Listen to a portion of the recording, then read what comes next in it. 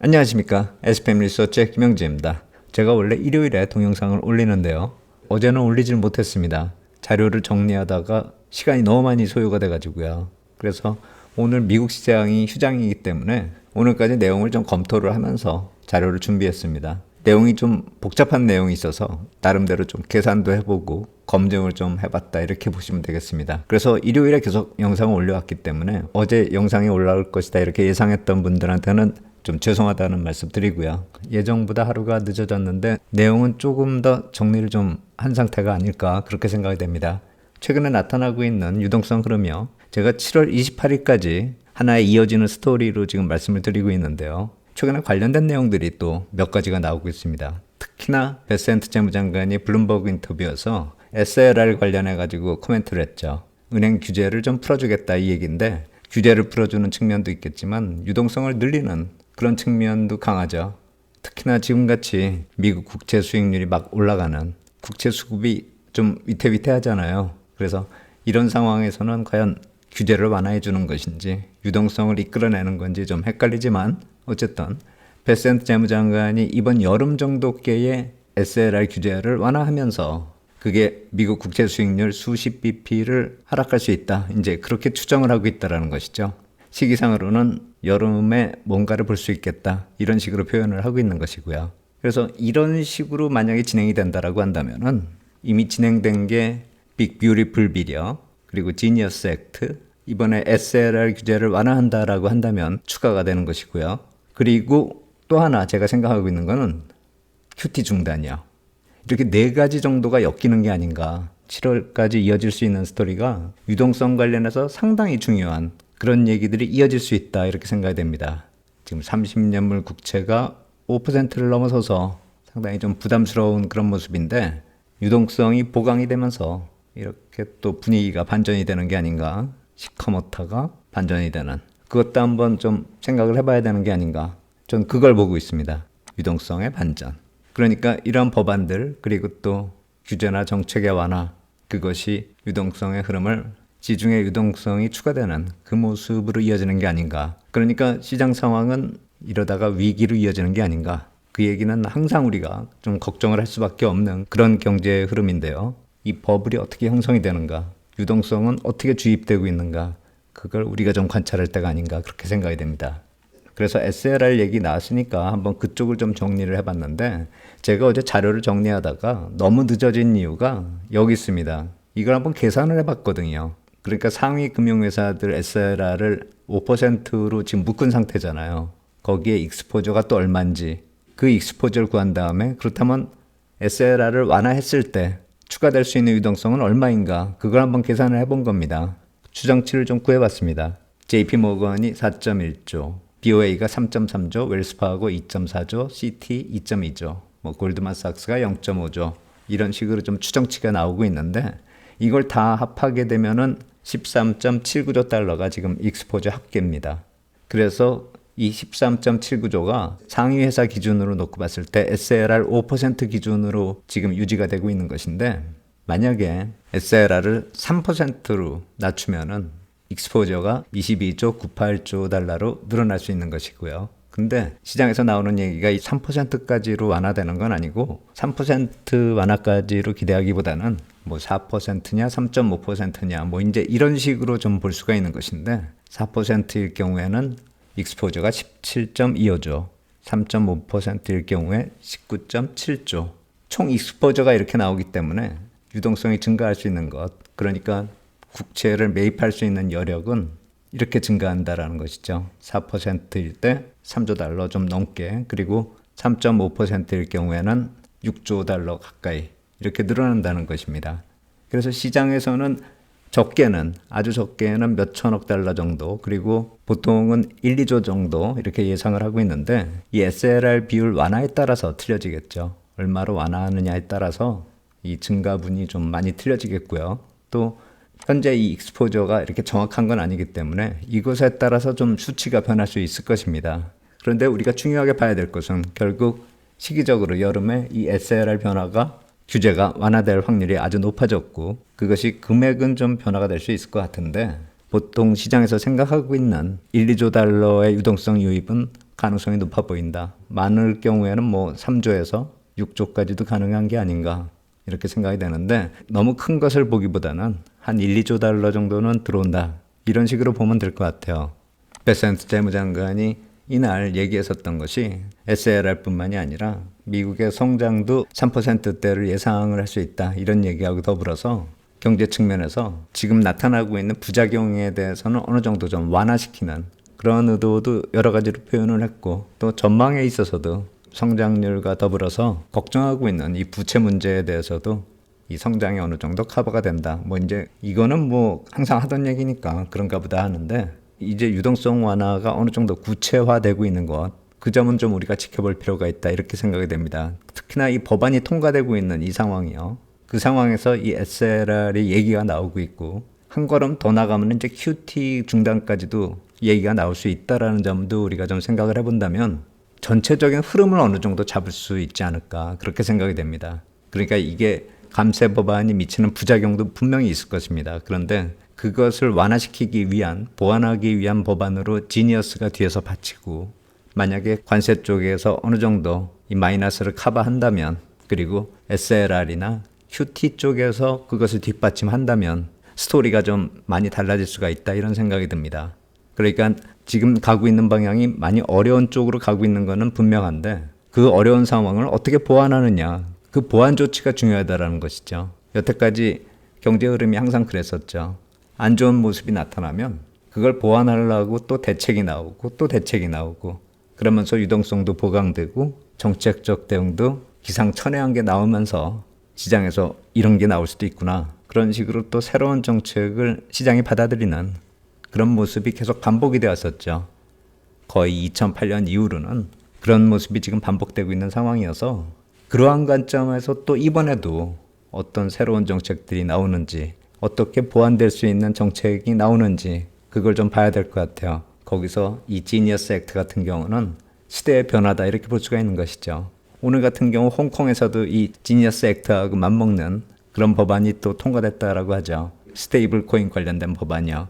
그러니까 이게 단순히 미국뿐만의 문제가 아니라 유럽도 그렇고 중국도 그렇고 뭐 우리나라에서도 지금 얘기가 나오고 있는데 통화의 사용에 있어서 기술의 업그레이드 측면으로 또 볼 필요가 있다라는 것이죠. 물론 그러면서 버블이 형성될 건 분명한데 그 버블이 어떤 형식으로 얼마만큼 형성이 되느냐 그걸 또 한번 지켜봐야죠. 제가 자산 유동화 관련해서는 작년부터 사람들이 관심을 끌고 있는 이 자산 유동화 증권이 발행되고 있다라는 그 모습이요. 제가 그 말씀을 계속 드리고 있는데 마치 2008년의 모습이 재현되는 것 같아서 주의를 하면서 볼 필요도 있고 또 그 버블은 이용할 필요도 있다는 것이죠. 이용만 하고 딱 터지기 전에 내리면 그게 베스트가 되겠지만 그게 말처럼 쉬운 건 아닐 것입니다. 그 버블 형성에 동참하다 보면 결국에 또 버블 붕괴를 경험할 수도 있다라는 생각이 드는데 그 버블을 겪고 나서 버블 붕괴로 이어지면은 수익 중에 상당 부분이 날아가는 그런 경우로 이어지겠죠. 근데 아예 피해버리면 버블을 겪지 못하고 붕괴만 겪을 수 있다라는 그 점도 우리가 생각을 해야죠. 몇 번의 위기 그리고 정책 효과를 거친 지금 이 시점에서 놓고 봤을 때는 100% 피하기도 힘들거니와 완전히 그 흐름을 배제했을 때 오히려 결과론적으로 봤을 때는 부의 형성에 있어서 그렇게 긍정적이다. 그렇게만 결론 내릴 수도 없는 그런 흐름이 이어지고 있다는 점. 그 점은 좀 생각을 해봐야 될 것 같아요. 그래서 여러 가지로 경제가 좀 어려운 모습이긴 한데 그래도 또 기회를 찾아보자. 그런 차원으로 말씀을 드리고 있는 것이죠. 그리고 이제 SLR까지 말씀을 드렸는데 여기서 제가 항상 중요하게 보는 달라스 페드의 로리 로건 총재가 또 등장을 합니다. 이분이 한동안 인터뷰도 안 하고 보통 블랙아웃 기간 이전에 페드 인사들이 이렇게 돌아가면서 한마디씩 할 때 이분은 상당히 오랫동안 발언을 안 하시고 아예 나오지도 않고 그러다가 드디어 이번에 나타났습니다.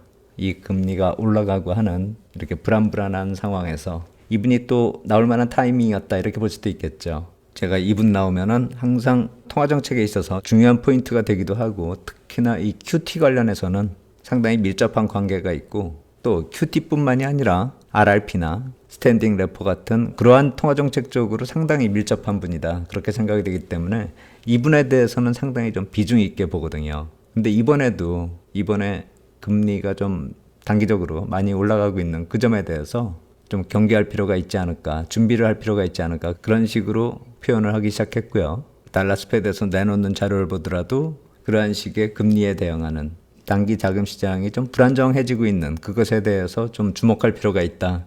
또 대응할 정책도 필요하다. 이 얘기를 하고 있습니다. 특히나 무역이나 관세 정책 같이 유동성에 바로 영향을 주고 경제에 바로 영향을 주는 그런 움직임이 변동성을 확대시키고 있기 때문에 이럴 때 단기 자금 시장이 왜곡될 수 있다라는 점을 주의하자라는 그 얘기를 하고 있는 것입니다.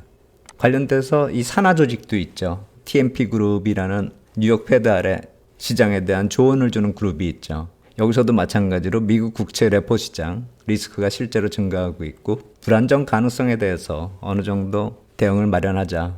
로리 로건 총재뿐만이 아니라 페드 안에 조언을 하는 그런 그룹에서도 금리 흐름에 대해서는 어느 정도 경계 사인을 주기 시작했다라는 것이죠. 그런데 이제 제가 봤을 때는 이 경계 사인을 놓고 봤을 때 경계 사인 자체가 위기로 바로 이어진다라기보다는 이런 경계 사인이 나오고 있기 때문에 당장의 위기로 가기가 더 힘들다라는 것이죠. 위기는 이런 경계 사인이 리스크를 놓치고 있을 때 그때 나오기 마련이니까요.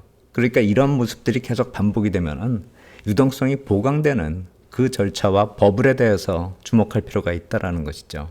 그 이후에 위기 어떻게 관리하는지 보면서 그건 차후적인 대응이라는 것이고요.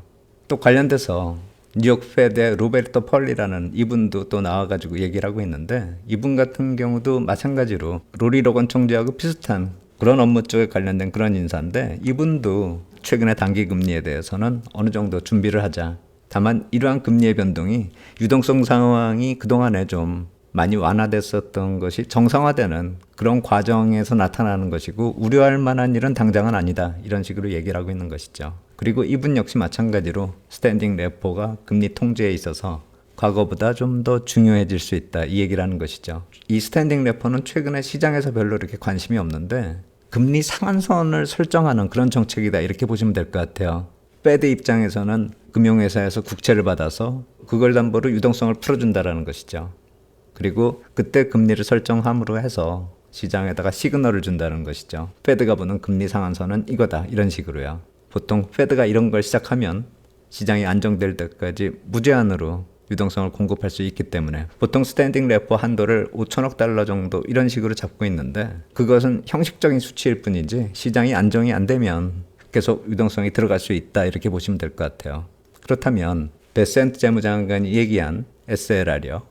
아까 말씀드렸듯이 그것이 3조가 될지 5조가 될지 그리고 QT 관련된 얘기는 보통 지금 그 양이 많이 줄어들어서 만약에 중단이 된다라고 한다면 연간으로 놓고 봤을 때 한 5천억 달러 정도로 우리가 칠 수가 있죠. 중단돼서 생기는 여유분이요. QT가 예정됐던 게 안 되는 그 수치를 그 정도로 잡을 수가 있겠죠. MBS하고 국채 쪽 줄어드는 게 줄어들지 않는다면요. 그런데 그 이전에 이분들이 얘기하고 있는 스탠딩 레포가 먼저 작동이 될 가능성이 큰 것이고 이 스탠딩 레포 얘기가 나온다는 자체가 QT가 중단될 가능성을 키우는 그 시그널일 수도 있기 때문에 이제부터는 우리가 QT 중단 관련된 얘기도 우리가 생각을 해봐야 되는 것이죠. 그러니까 한두 가지 유동성이 나오는 그 흐름이 아니라 SLR 규제에서 스탠딩 레포 그리고 QT 중단 관련된 그런 유동성 관련된 흐름들이 지금 꼬리를 물면서 연관성 있게 이어지고 있다는 것이죠. 단기금리 상승에 있어서 QT의 역할도 배제하지 않고 있는 것입니다. 근데 여기서 우리가 주의를 해야 될 거는 요새 뭐 스텔스 QE 이런 얘기가 나오죠. 그러니까 뭐 QT 한다라고 했다가 실제로 보면은 QE를 하고 있다. 이제 이런 식의 해석도 나오고 있는데 그거는 제가 봤을 때는 그건 사실이 아닙니다. 그 신뢰를 한번 말씀드릴게요. 페드가 보유하고 있는 국채를 만기별로 놓고 봤을 때 1년에서 5년 되는 그 물량이 이렇게 확 늘어났죠. 입찰일에 맞춰서 이게 늘어났기 때문에 QE를 한 게 아니냐 그런 식으로 시장에서 생각을 했었는데 만기 5년에서 10년 되는 물량이 같은 시기에 이렇게 줄어들었거든요. 늘어난 게 406억 달러고 감소된 게 405억 달러거든요. 듀레이션이 올마간 거죠. 5년, 10년에서 1년, 5년짜리로 이렇게 올마갔다 이렇게 보시면 되는 것이고 또 추가될 수 있는 거 20년 이상짜리는 지금 계속 늘어나고 있거든요. 그렇다면 이건 작년 중순부터 이미 QE를 한 것이냐 그렇게 따질 수도 있죠. 근데 그게 아니죠. 왜냐하면은 20년물 국채는 2020년부터 발행이 됐고 30년물은 2006년부터 발행이 재개됐습니다. 그러니까 30년물은 만기가 2036년부터 들어올 것이고 20년물은 2040년부터 만기가 돌아올 거 아닙니까? 그 이전에는 그냥 국채 발행을 하면은 계속 잔고가 늘어난다 이렇게 봐야 되겠죠. 듀레이션이 20년 이상 되는 그 잔고는 페드 자산에서 계속 이렇게 증가하고 있는 것이죠. 그렇다 해서 지금 페드가 QE를 하고 있다 이렇게 볼 수는 없는 것이고요. 그러니까 듀레이션별로 좀 차이가 나고 있는 그 물량의 증감 가지고 QE가 나타나고 있다. 이렇게까지 또 확대 해석할 필요는 없다라는 것이죠. 지금 진행되고 있는 여러 가지 조치가 준비 중이고 또 진행될 예정이다. 이렇게 보시면 될 것 같아요. 제가 봤을 때는 그게 7월 28일까지 어떤 스토리를 가지면서 계속 이어질 것 같습니다.